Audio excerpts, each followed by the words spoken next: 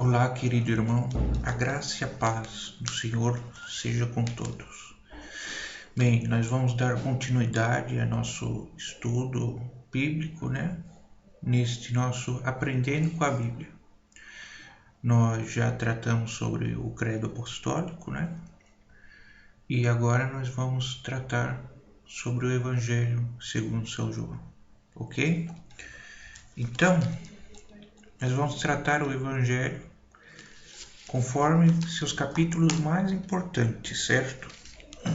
Não vamos tratar assim de uma forma capítulo por capítulo, versículo a versículo.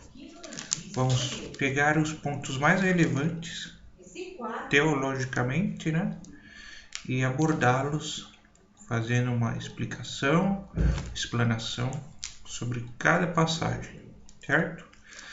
Bom, o Evangelho de São João, ele é diferente dos outros três, E traz passagens, diálogos de Cristo que não estão presentes nos outros evangelhos,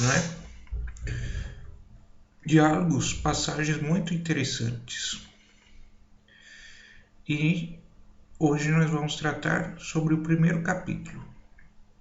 Este capítulo é muito importante porque nele se revela os dogmas, um dos dogmas, do nosso credo apostólico, que é o dogma da encarnação do Verbo e o dogma da Santíssima Trindade, Muito importante os dois. Então vamos lá. Eu vou ler junto com vocês o capítulo inteiro, Ou melhor, vamos tratar até o versículo 14, Que trata sobre a encarnação do Verbo propriamente dita, E talvez nós podemos até tratar também sobre o batismo de Cristo, Que é muito interessante também. Então, vamos tratar primeiramente sobre a encarnação, certo? Eu vou ler. No princípio era o Verbo, e o Verbo estava com Deus, e o Verbo era Deus. Ele estava com Deus no princípio. Todas as coisas foram feitas por intermédio dele, e sem ele nada do que foi feito se fez. A vida estava nele, e a vida era a luz dos homens. A luz resplandece nas trevas, e as trevas não prevaleceram contra ela. Houve um homem enviado por Deus, cujo nome era João. Este veio como testemunha para que testificasse a respeito da luz, a fim de todos virem a crer por intermédio dele.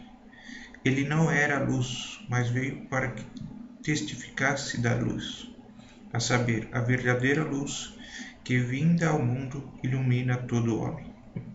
O Verbo estava no mundo. O mundo foi feito por intermédio dele, mas o mundo não o conheceu. Veio para o que era seu, e os seus não o receberam. Mas a todos quantos o receberam, deu-lhes o poder de serem feitos filhos de Deus, saber, os que creem no seu nome, os quais não nasceram do sangue, nem da vontade da carne, nem de vontade do homem, mas de Deus. E o Verbo se fez carne e habitou entre nós, cheio de graça e de verdade, e vimos a sua glória, glória como do unigênito do Pai. Muito bem. Aqui o evangelista traça, ele faz uma abordagem a respeito do que é Cristo, da natureza de Cristo, E da sua missão, o que ele veio fazer aqui no mundo, Muito bem. No princípio era o Verbo, e o Verbo estava com Deus, e o Verbo era Deus. Portanto, aqui está o dogma da Trindade.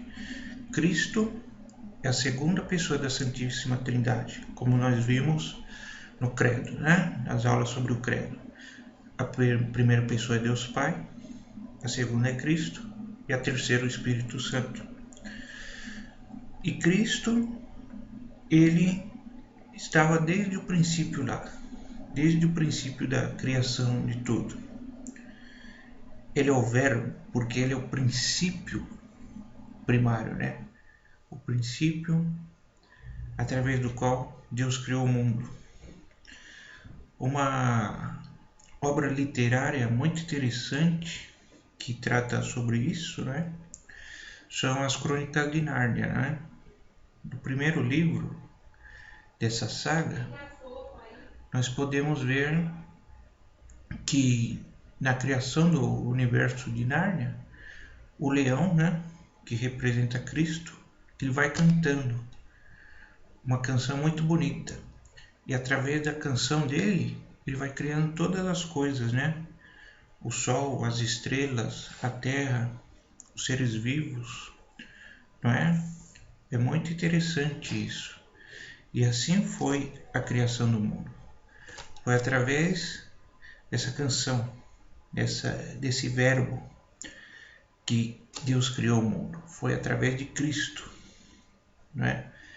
Outra obra literária muito interessante que trata sobre isso é no universo de O Senhor dos Anéis, o livro Silmarillion de Tolkien, onde ele discorre, né, onde ele aborda, ele narra que a criação daquele universo, que foi através de uma canção também, de Deus com os anjos, que o universo foi se fazendo, foi se constituindo. Muito importante a gente ler literatura ficcional que seja, que nos traga o que? Uma visão mais holística das coisas, né? Tem obras de literatura muito interessantes que nos ajudam a imaginar, né? A pensar como que foi a criação do mundo, né? Temas que estão na Bíblia nos ajudam a imaginar, né? E também o que acontece? O grande mistério da nossa fé é a encarnação do Verbo, né? Este princípio, essa pessoa que é Deus, ele se encarnou num ser humano. Esse é o grande mistério da nossa fé. Nós adoramos um Deus encarnado, um Deus que se fez homem, matéria, como nós somos, né? É o que os pais da igreja, né, chamaram de união hipostática. Muito importante essa abordagem, né? Esse é o grande mistério do cristianismo. Um Deus que, no momento certo, na plenitude dos tempos, ele se encarna, ele se faz presente na história humana. Então, isso é muito bom, traz muita luz ao nosso intelecto, né? E nos ajuda a desvendar os mistérios da fé.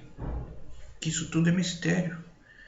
Nossa mente não foi preparada para compreender essas verdades. O que a gente pode ver é somente o que Deus quis revelar, né? Através das Escrituras. O Verbo estava no mundo. O mundo foi feito por intermédio dele, né? Como eu abordei agora. Mas o mundo não o conheceu. Veio para o que era seu, e os seus não o receberam. Acontece isso. Mas a todos quantos o receberam, deu-lhes o poder de serem feitos filhos de Deus, a saber, aos que creem no seu nome, os quais não nasceram do sangue, portanto, não é uma raça eleita, não é? Nem da vontade da carne, nem na vontade do homem, mas de Deus. E o Verbo se fez carne e habitou entre nós, cheio de graça e de verdade. E vimos sua glória, glória como do unigênito do Pai. Então aqui ele aborda a missão que Cristo veio realizar no mundo, né? É o quê? Ele veio para o que era seu. Ele veio para o povo escolhido, o povo judeu. Mas eles não o receberam como devia. Foram poucos os que o receberam. Onde o cristianismo teve mais sucesso foi entre os povos gentios. Estes que, ignorantes, estavam amarrados às suas religiões, às suas superstições, né? Estes receberam a verdade da fé. Estes aceitaram realmente Cristo. Então, aquela religião do Antigo Testamento, ela se encerra. O véu foi rasgado quando Cristo foi crucificado. Portanto, quem nós adoramos é o Filho de Deus, o unigênito do Pai. E a nossa fé é a fé do Antigo Testamento, só que agora com sentido, com propósito, porque ela foi consumada na cruz, através da obra de Cristo. Não é? É isso que eu queria conversar com vocês hoje. Qualquer dúvida, mandem nos comentários, né? E eu e o Ítalo estamos aqui para responder as suas questões, as suas dúvidas, os seus anseios. Muito obrigado. Tenha um dia abençoado no nome de Cristo.